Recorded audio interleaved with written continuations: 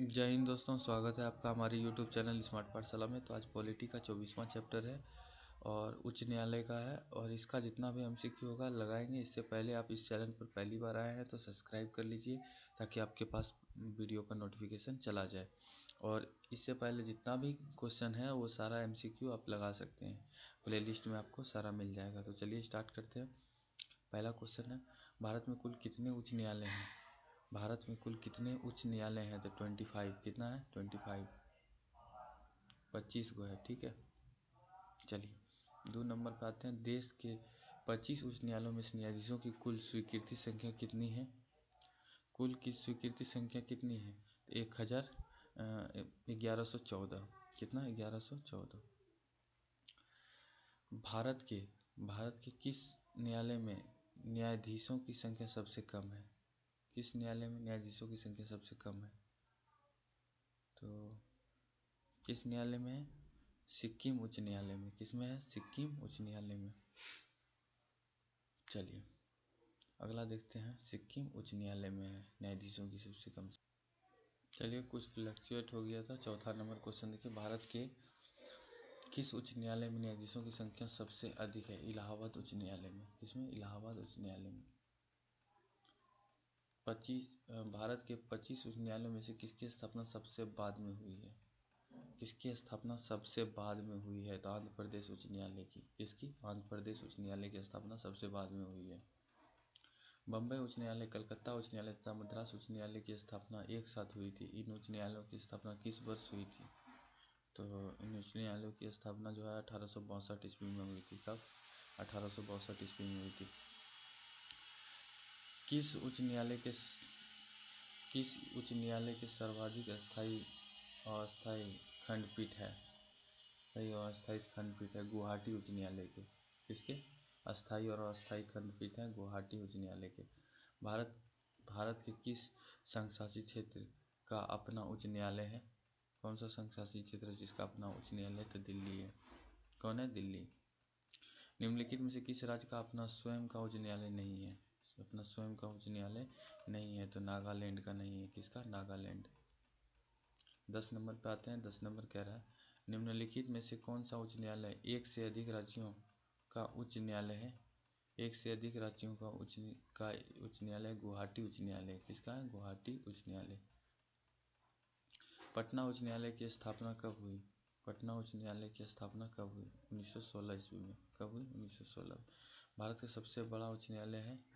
भारत का सबसे बड़ा उच्च न्यायालय है इलाहाबाद उच्च न्यायालय। कौन है? इलाहाबाद उच्च न्यायालय। भारत के किन 2 संघ शासित क्षेत्रों का अपना उच्च न्यायालय है? किन 2 संघ शासित क्षेत्रों का अपना उच्च न्यायालय है? तो ये दिल्ली एवं जम्मू कश्मीर। किसका है? दिल्ली एवं जम्मू कश्मीर का। किन राज्यों में साझा उच्च न्यायालय है? किन राज्यों में साझा उच्च न्यायालय है? महाराष्ट्र व गोवा। किसमें? महाराष्ट्र व गोवा। महाराष्ट्र व गोवा। भारत में उच्च न्यायालय सर्वप्रथम आरंभ हुआ। भारत में उच्च न्यायालय सर्वप्रथम आरंभ हुआ बम्बई, मद्रास व कलकत्ता में। बम्बई, मद्रास व कलकत्ता में। किसके अंतर्गत कलकत्ता, मद्रास एवं बम्बई के उच्च न्यायालय की स्थापना किए गए थे? भारतीय उच्च न्यायालय अधिनियम 1861। भारतीय उच्च न्यायालय अधिनियम 1861। गोवा राज्य किस उच्च न्यायालय के क्षेत्राधिकार में आता है? बम्बई उच्च न्यायालय के। किसके? बम्बई उच्च न्यायालय के। किसके? बम्बई उच्च न्यायालय के। चलिए अगला देखते हैं। दादर नगर हवेली एवं दमन दीव किस उच्च न्यायालय के क्षेत्राधिकार में आता है? तो किस उच्च न्यायालय के क्षेत्राधिकार में आता है? 18 का हो जाएगा बम्बई उच्च न्यायालय। क्या हो जाएगा? ऑप्शन सी, बम्बई उच्च न्यायालय। अंडमान निकोबार द्वीप निम्नलिखित उच्च न्यायालयों में से किस एक का क्षेत्राधिकार है? अंडमान निकोबार द्वीप जो है वो है कलकत्ता का। किसका? कलकत्ता। चलिए आगे बढ़ते हैं। लक्षद्वीप के शाह प्रश्न किस उच्च न्यायालय के क्षेत्राधिकार के अंतर्गत आता है? लक्षद्वीप के। तो 20 नंबर का आंसर बताइए। केरल उच्च न्यायालय के अंतर्गत आता है। किसके? केरल। छत्तीसगढ़ उच्च न्यायालय कहाँ स्थित है? छत्तीसगढ़ उच्च न्यायालय कहाँ स्थित है? तो ये है बिलासपुर में। कहाँ है? बिलासपुर में। अगला देखते हैं, उत्तराखंड उच्च न्यायालय की स्थापना कहाँ की गई है? उत्तराखंड उच्च न्यायालय की स्थापना कहाँ की गई है? ये किया गया नैनीताल। नैनीताल में। कहाँ? नैनीताल। झारखंड उच्च न्यायालय की स्थापना कहाँ की गई है? झारखंड उच्च न्यायालय की स्थापना कहाँ की गई है? रांची में। मध्य प्रदेश उच्च न्यायालय कहाँ स्थित है? मध्य प्रदेश उच्च न्यायालय कहाँ स्थित है? जबलपुर। कहाँ? जबलपुर। केरल उच्च न्यायालय स्थापना कहाँ स्थित है? केरल उच्च न्यायालय कहाँ स्थित है?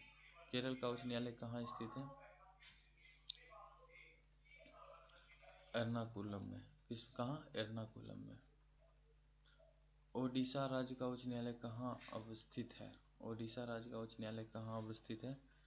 तो ये है कटक में। ओडिशा राज्य का उच्च न्यायालय कहाँ अवस्थित है? कटक। सुमेलित कीजिए 27 नंबर सूची 1 सूची 2 को। तो सुमेलित कीजिए। राजस्थान उच्च न्यायालय जोधपुर, ओडिशा उच्च न्यायालय कटक, गुजरात उच्च न्यायालय हो जाएगा अहमदाबाद, और केरल उच्च न्यायालय एर्नाकुलम हो जाएगा। तो कुल मिला के ऑप्शन सी होगा। दो या अधिक राज्यों के लिए उच्च न्यायालय की स्थापना किसके द्वारा की जा सकती है? दो या अधिक राज्यों के लिए एक उच्च न्यायालय की स्थापना किसके द्वारा की जा सकती है? संसद द्वारा पारित एक कानून द्वारा। संसद द्वारा पारित एक कानून द्वारा। उच्च न्यायालय में न्यायाधीशों की संख्या निर्धारित करने का अधिकार निम्नलिखित में से किसके पास है?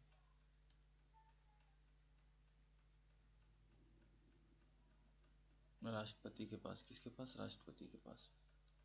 उच्च न्यायालय के न्यायाधीश की नियुक्ति कौन करता है?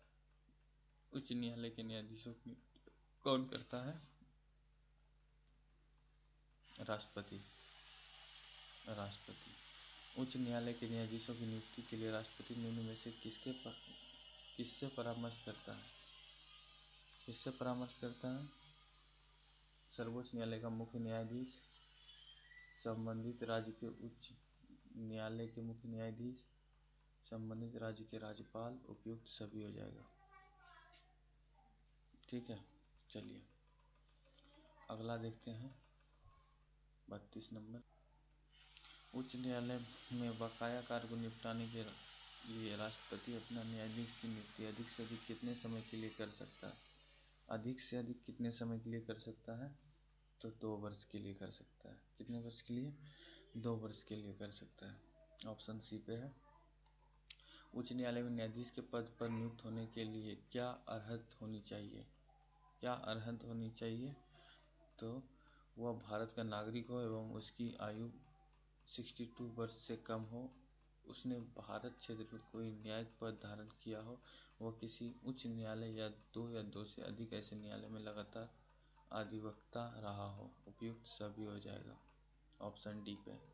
उच्च न्यायालय के न्यायाधीशों का राष्ट्रपति के द्वारा नियुक्ति होती है। किसके द्वारा होती है? राष्ट्रपति के द्वारा नियुक्ति होती है। राष्ट्रपति के द्वारा नियुक्ति होती है। उच्च न्यायालय का न्यायाधीश किसके समक्ष अपने पद और गोपनीयता की शपथ लेता है? गोपनीयता की शपथ लेता है राज्यपाल। किसके? राज्यपाल। उच्च न्यायालय का न्यायाधीश अपना त्यागपत्र किसको देता है? अपना त्यागपत्र किसको देता है? राष्ट्रपति को।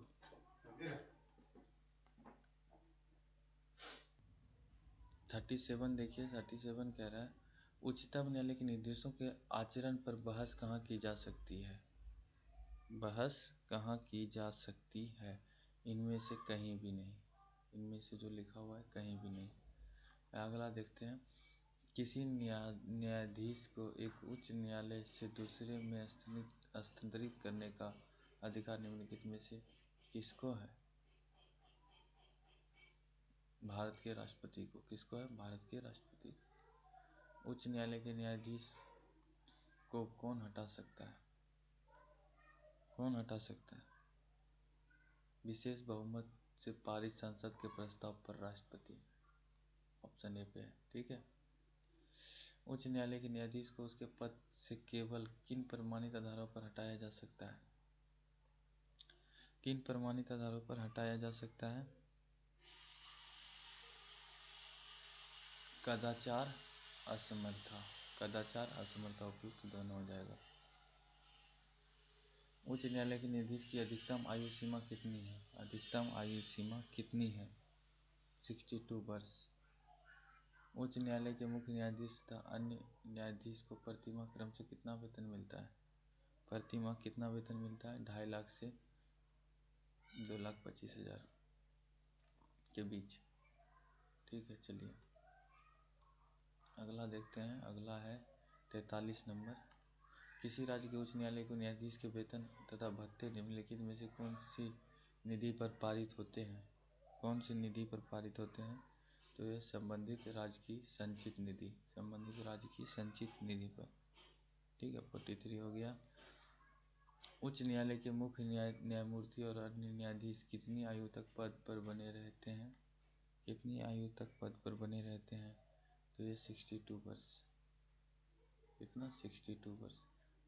चलिए अगला देखते हैं। 45 नंबर देखते हैं। 45 नंबर कह रहा है कि उच्च न्यायालय के किसी न्यायाधीश की आयु के बारे में उत्पन्न किसी प्रश्न का विनिश्चय कौन करता है? विनिश्चय कौन करता है? सर्वोच्च न्यायालय के मुख्य न्यायाधीश के परामर्श से राष्ट्रपति। ऑप्शन डी पर है। अगला पे आते हैं।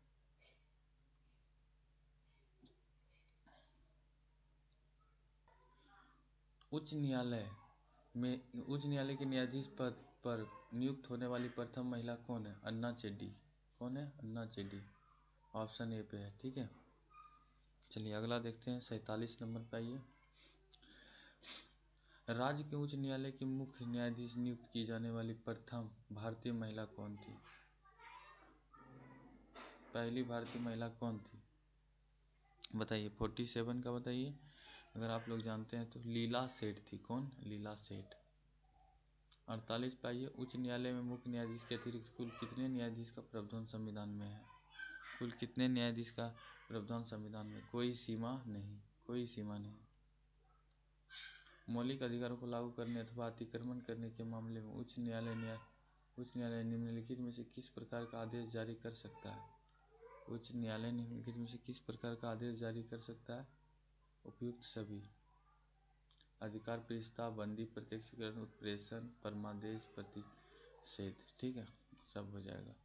चलिए बंदी प्रत्यक्षीकरण याचिका के अतिरिक्त निम्नलिखित में से किस याचिका को उच्च न्यायालय जारी कर सकता है? उच्च न्यायालय जारी कर सकता है तो ये कर सकता है उत्प्रेषण, अधिकार प्रस्ताव, परमादेश। उपयुक्त सभी हो जाएगा।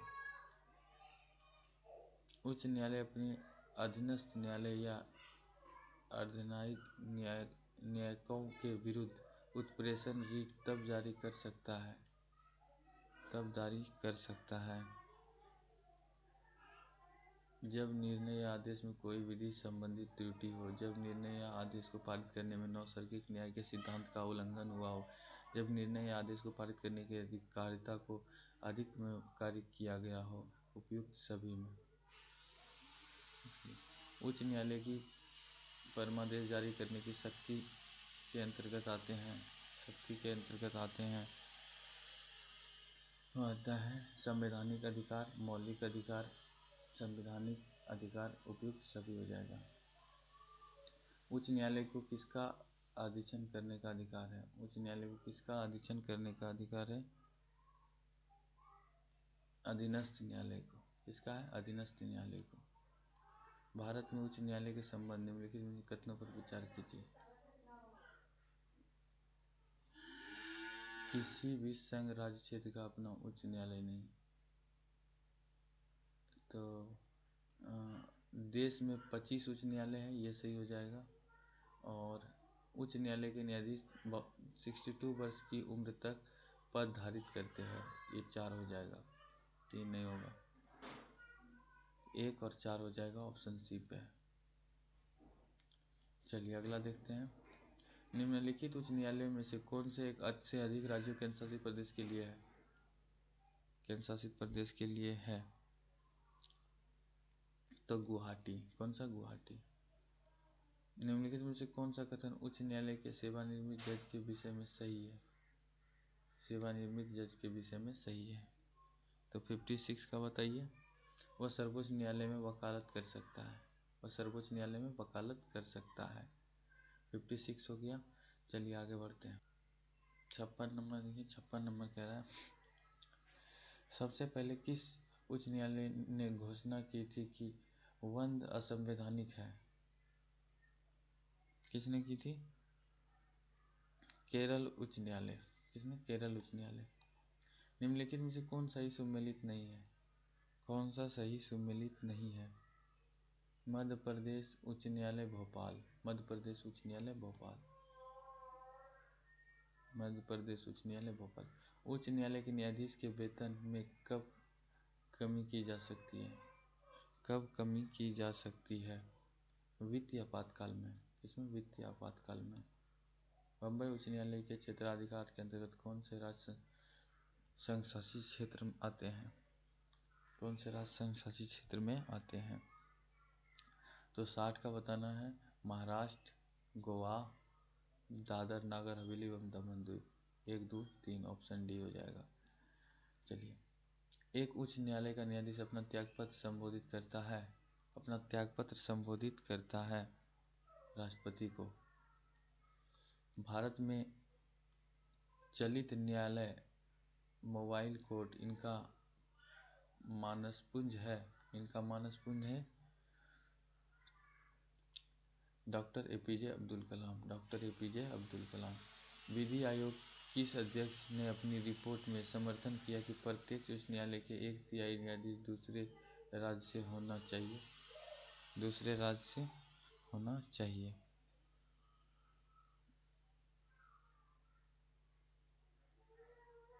न्यायाधीश HR खन्ना। न्यायाधीश HR खन्ना।